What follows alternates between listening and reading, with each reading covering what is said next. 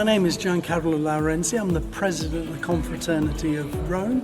We're here in the town of Monte Sant'Angelo in Puglia at the EAVF General Assembly.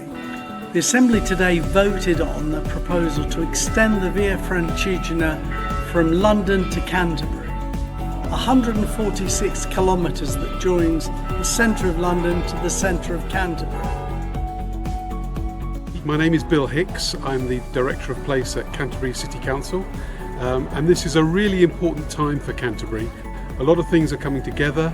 We've been given £20 million by the government to really improve Canterbury as a destination, and that's connecting the 3 World Heritage Sites that we have in Canterbury.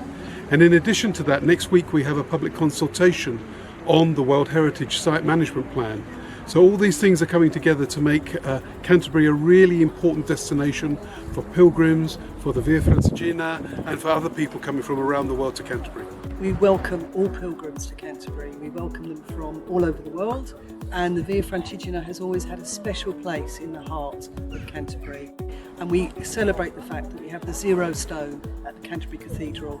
So yes, it's very important to the Royal Canterbury City Council. The Francigena Britannica, an idea I've came up with in 2019, and I've worked to try and make it a reality. So I'm very happy that today we now have an extra 146 kilometres to the Via Francigena.